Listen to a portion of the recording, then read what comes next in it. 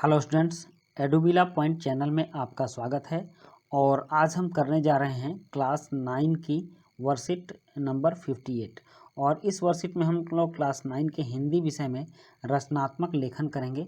तो चलिए देखते हैं कि कौन सा लेखन करना है। लेकिन इससे पहले मैं आपको एक नोटिस दे दूं कि हमारे चैनल पर सारे वीडियो एक दिन पहले अपलोड हो रहे हैं, इसलिए आप इस चैनल पर अपने किसी भी वीडियो को एक दिन पहले देख सकते हैं। आप इसका लाभ जरूर उठा लेंगे और पसंद आने पर चैनल को सब्सक्राइब करें और अपने दोस्तों के बीच शेयर भी करें। तो चलिए शुरू करते हैं। अनुच्छेद लेखन गद्य की एक विधा है। मैंने आपको बहुत बार बताया है कि गद्य की बहुत सारी विधाएं हैं। कहानी, नाटक, उपन्यास, संस्मरण, यात्रा वृत्तांत, अनुच्छेद लेखन, निबंध। तो इस तरह से अनुच्छेद लेखन भी गद्य की एक विधा है, और जिसमें किसी विषय पर लिखित रूप में अपने सोच विचार एवं निजी अनुभव के आधार पर भावों को संक्षिप्त किंतु अर्थपूर्ण रूप में अभिव्यक्त किया जाता है। इसमें छोटे छोटे वाक्य शामिल होते हैं जो एक दूसरे से जुड़े हुए होते हैं। इसमें मुख्य बिंदुओं को शामिल कर मुहावरे एवं लोकोक्तियों आदि का प्रयोग कर इसे और अधिक व्यवहारिक बनाया जा सकता है। अनुच्छेद लेखन में वाक्यों को दोहराया नहीं जाता है। और हमारे घरों में या आसपास पिछले दिनों बहुत से त्यौहार या पर्व मनाए गए। इन्हें मनाने के दौरान हमारे आसपास का वातावरण और अधिक दूषित हो जाता है। आप दिल्ली की स्थिति देखते हैं, कितना धुआं भर जाता है और यहाँ सांस लेना भी मुश्किल हो जाता है। तो प्रदूषण की इस स्थिति एवं इसके कारणों पर सोच विचार कर इसके शीर्षक लिखते हुए एक अनुच्छेद लिखिए। आप अनुच्छेद लेखन के लिए बताए गए उपर्युक्त बिंदुओं को आधार बना सकते हैं, और संकेत के लिए नीचे कुछ तस्वीरें भी दी जा रही हैं। तो आप इन तस्वीरों को देख लीजिए। यहाँ एक तस्वीर दी गई है, जो कि यह तस्वीर इंडिया गेट के पास की है। यहाँ आप देख रहे हैं कि स्मोक दिख रहा है, बहुत सारा धुआं दिख रहा है, जो कि बच्चों को किसी व्यक्ति को सांस लेने में परेशान कर सकता है। और यहाँ कुछ क्रैकर्स फटते हुए दिख रहे हैं, और यह भी ध्वनि और वायु दोनों तरह के प्रदूषण फैलाते हैं।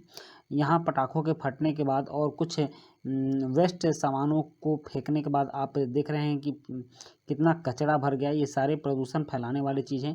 यहाँ क्रैकर्स रखे हुए हैं, और फिर यहाँ ध्वनि प्रदूषण से व्यक्ति अपने कान बंद कर रहा है। ये ध्वनि और वायु प्रदूषण के उदाहरण हैं। और फिर आप यहाँ स्मोक देख रहे हैं, जो कि वायु प्रदूषण फैल रहा है। और यहाँ भी क्रैकर्स से होने वाले ध्वनि प्रदूषण से बच्चे अपने कान बंद करते हुए दिख रहे हैं। तो चलिए अब हम अनुच्छेद लेखन शुरू करते हैं। तो हम प्रदूषण पर अनुच्छेद लिखेंगे और इसके बारे में जानेंगे। प्रदूषण प्रदूषण क्या होता है, कैसे फैलता है, हम इसके बारे में आज विस्तार से इस अनुच्छेद में चर्चा करेंगे। प्रदूषण का अर्थ है प्राकृतिक संतुलन में दोष पैदा होना। मतलब जिस तरह की प्रकृति है उसके स्वरूप में बदलाव होना ही प्रदूषण कहलाता है। जैसे न शुद्ध वायु मिलना, न शुद्ध जल मिलना, न शुद्ध खाद्य मिलना, न शांत वातावरण मिलना। और प्रदूषण कई प्रकार का होता है। प्रमुख प्रदूषण है वायु प्रदूषण, जल प्रदूषण और ध्वनि प्रदूषण। तो हम वायु प्रदूषण सबसे पहले देख लेते हैं। वायु प्रदूषण महानगरों में यह प्रदूषण अधिक फैला। महानगर में इसलिए फैला है क्योंकि यहाँ 24 घंटे कल कारखानों का धुआं, मोटर वाहनों का काला धुआं इस तरह फैल गया है कि स्वस्थ वायु में सांस लेना दुभर हो गया है। मुंबई की महिलाएं धोए हुए वस्त्र छत से उतारने जाती हैं तो उन पर काले काले कण जमे हुए पाती हैं।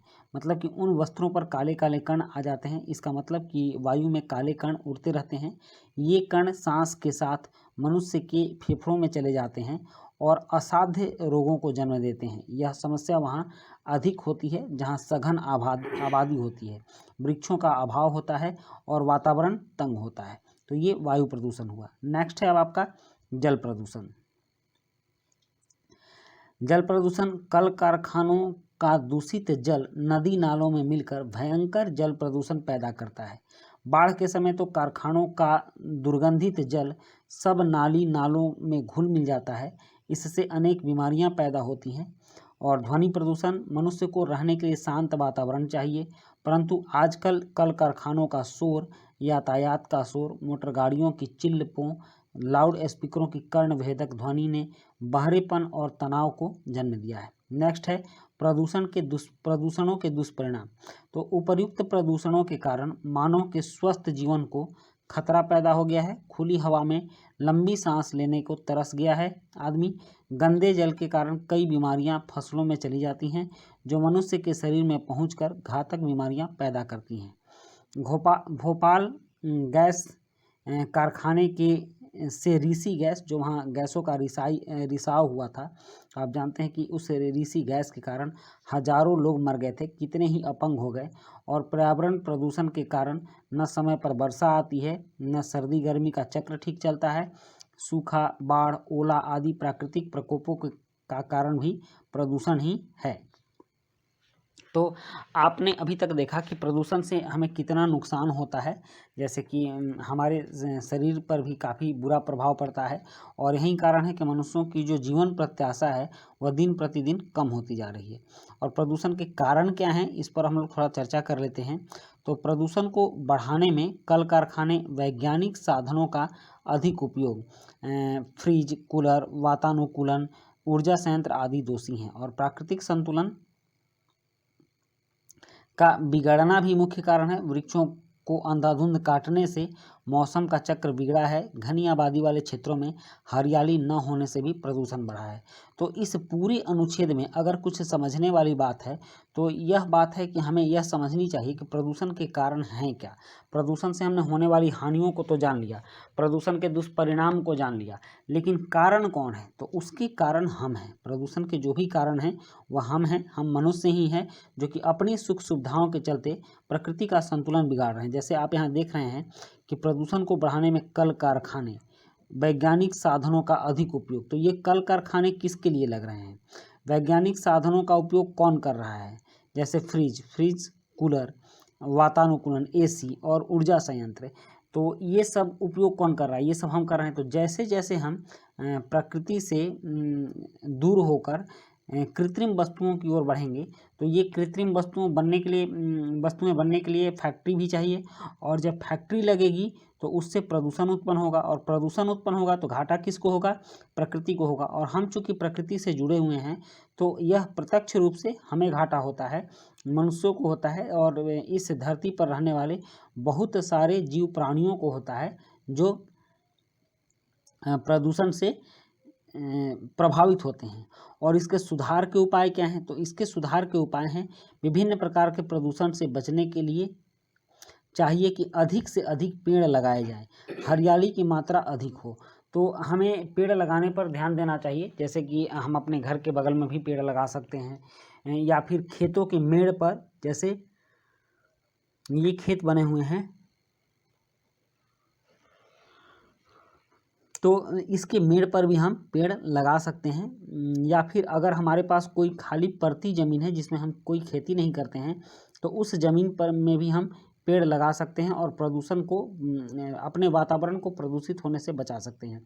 अभी तो हम लोग देखते हैं कि बहुत सारे सड़कों के किनारे भी अगर वृक्ष लगाए जाएं तो प्रदूषण से बचाव होगा और पृथ्वी पर हरियाली छाएगी। आपको अभी पता नहीं होगा बच्चों कि हमारे देश में जो कि किसी भी भौगोलिक क्षेत्र के 33% भाग पर, मान लीजिए यह अगर आपका ये भौगोलिक क्षेत्र है तो इसके 33% भाग मतलब 1/3 भाग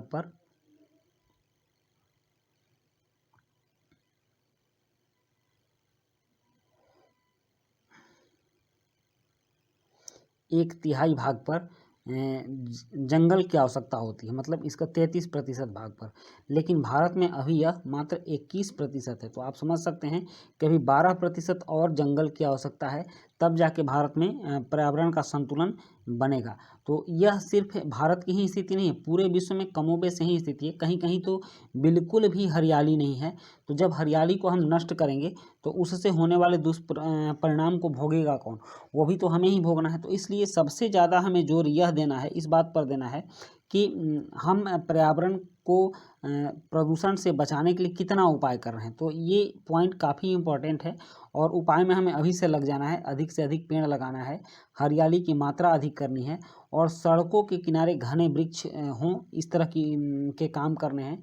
आबादी वाले क्षेत्र खुले हों, मतलब कि जहाँ आबादी हो वो खुलेदार क्षेत्र हो, हवादार हो, हरियाली से ओत-प्रोत हो। कल कारखानों को आबादी से दूर रखना चाहिए और उनसे निकले प्रदूषित मल को नष्ट करने का उपाय सोचना चाहिए। तो अगर हम इतना सब कुछ करते हैं तब जाकर हम पर्यावरण को संतुलित कर पाएंगे और अपने लिए एक स्वच्छ वातावरण का निर्माण कर पाएंगे। तो आज की जो समस्या है, यह समस्या सिर्फ भारत की नहीं, ये पूरे विश्व की समस्या है, ग्लोबल समस्या है कि प्रदूषण से कैसे निपटा जाए। तो इससे निपटने के लिए हम किसी देश के ठोस कदम का इंतज़ार नहीं करेंगे, हम विश्व के किसी बहुत बड़ी संस्था का इंतज़ार नहीं करेंगे। इसकी शुरुआत अगर हम अपने स्तर से ही करेंगे तो हम इसको पूरे विश्व में सुधार सकते हैं, क्योंकि अपनी सुधार ही संसार की सबसे बड़ी सेवा है, इसको हम लोग जानते हैं। तो हमें अपने आप में वृक्ष लगाने की आदत लगानी होगी और पर्यावरण को बचाना होगा। तो बच्चों, ये थी आपकी वर्कशीट और इस वर्कशीट में प्रदूषण पर अनुच्छेद मैंने लिखा है, आप इससे मिलता जुलता अनुच्छेद लिख लेंगे। तो मिलते हैं नेक्स्ट वर्कशीट में। Thank you.